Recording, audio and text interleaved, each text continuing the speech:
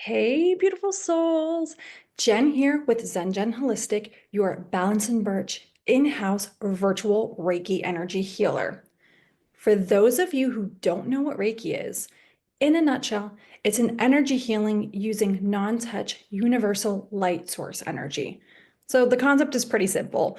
We're all made of energy and source, and I, as a Reiki practitioner, can help be a conduit to help positive love and light energy help you heal and recenter. The areas I focus on are helping people overcome trauma, embrace and embody true self-love and self-worth, and balance chakras, aka our energy centers. And this all allows us to help promote healing and rebalancing. So I want to welcome you to today's episode of how trauma shapes our self-worth. Now, this is a sacred space, so we're able to explore healing, self-love, energy work, and all the ways that we can return home to ourselves. Again, I'm Jennifer, a Reiki energy healer and a self-love guide, and I am so grateful that you are here. Now, today we're going to be diving into a really important, underrated, and tender topic: how trauma can impact our ability to love ourselves and how it shapes our sense of worth. Now, so if you've ever felt like you're not enough, you're too much, or you struggled being kind to yourself, this episode is going to be for you. So, what is trauma really? Now, when we hear the word trauma, many people think of big life-altering events such as accidents, abuse, loss. And yes, those are all super traumatic events, and they're absolutely valid. But did you know that trauma isn't always what happened to us? It's often what happens inside of us as a result of what we experienced. So it's kind of like when you're watching a movie over and over and over again, you're reliving that moment over and over and over again every time that you think about it or you dwell on it. Now, trauma is an experience that an overwhelmed nervous system makes us feel unsafe, unseen, unloved, uncentered, ungrounded. But it can also be emotional neglect, which is not being comforted as a child or even as an adult in a relationship, growing up in a home where you had love that had to be earned, bullying or shaming during our most formative years, being told explicitly or subtly that we weren't good enough or we're never going to be good enough, a parent, a family member, or a guardian dying or walking out on us, losing a friend, a job, or a pet that we've had for many years. That's just to name a few. But here's the key: trauma doesn't always have to be loud and seem like it's valid to the outside world. Even quiet, repeated experiences of feeling dismissed, ignored, or invalidated can leave deep energetic wounds. Now, how does trauma affect self-love and self-worth? Let's talk about it. Did you know that trauma actually shows up in our adult lives if it's left unhealed? And specifically, how does it mess with our sense of self-worth? Well, when you're told repeatedly or shown repeatedly that you are only lovable if you're perfect, or if you're quiet, helpful, or even invisible, you start to believe that love is conditional, right? And that you are conditional. Now, here are some different ways that it could show up. This could show up as being an overgiver or a people pleaser. Yeah, that's a big one that I notice a lot that happens with a lot of people. And that's when you're trying to earn love or approval by feeling seen and valued. You could be a little bit more of a perfectionist, and you have to people believe that you have to perform in order to be worthy or act a certain way. Avoidance or self-isolation is not trusting others, or you feel like you're a burden. Self-criticism, this is another big one, so underrated. Having that inner voice that echoes past shame or guilt saying, I will never be good enough. Fear of rest or receiving. Yeah, you heard that, fear of rest. So that's feeling guilty when you're not doing giving or helping. Now, it's kind of like when we're in that hustle mode and you're overworking because you want to try to prove your worth 24/7, that often leads to burnout. Now, trauma ends up creating these energetic blocks in the body, and those blocks affect how we relate to ourselves and to others.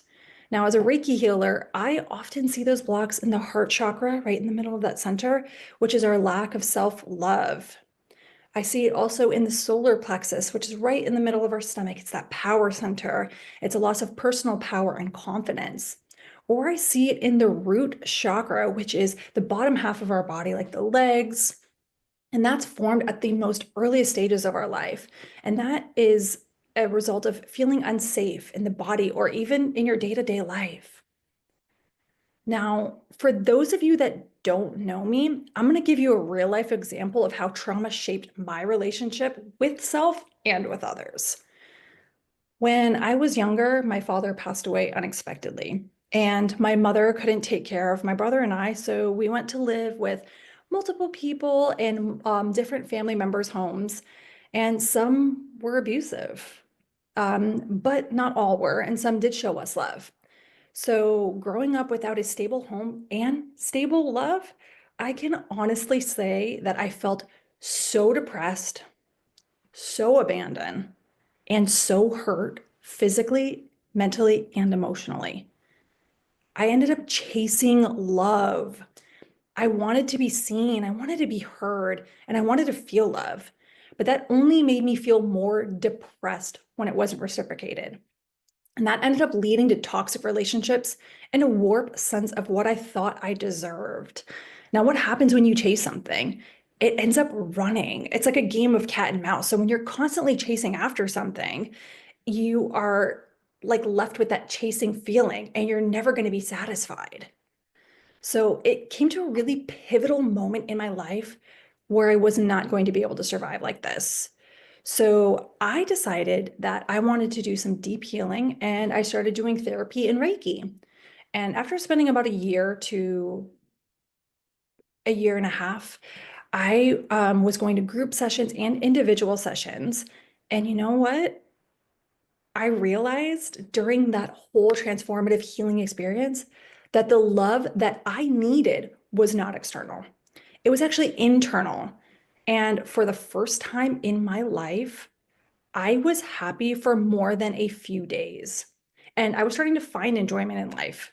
And I ended up actually starting to like myself, which is a big step for someone that has never really loved or valued themselves. And I was honestly really being happy just being by myself.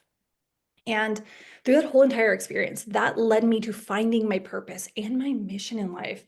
And simply put, it was able to help people like myself who've experienced trauma embrace the beauty and self-love. So that was just a little snapshot of what trauma can look like and how it can affect your adult life and how it can affect your self-worth. Now, self-love can be used as a healing path. Now, love and healing is always, always possible. And self-love is just not bubble baths and affirmations, although those are beautiful tools and I highly recommend them. But real self-love is courageous and it could be messy. It's about having a healthy relationship with yourself and understanding your needs, wants, and desires and honoring them. And most importantly, knowing that you are worthy of them. It also includes accepting your flaws and forgiving yourself for past mistakes, or as I like to call them, lessons.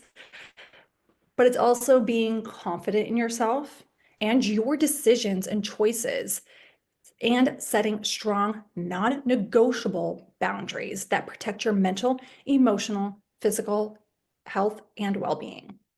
So it's kind of like saying, I don't have to earn my worth. I already know that I am enough. I see and honor myself, even if no one else ever did.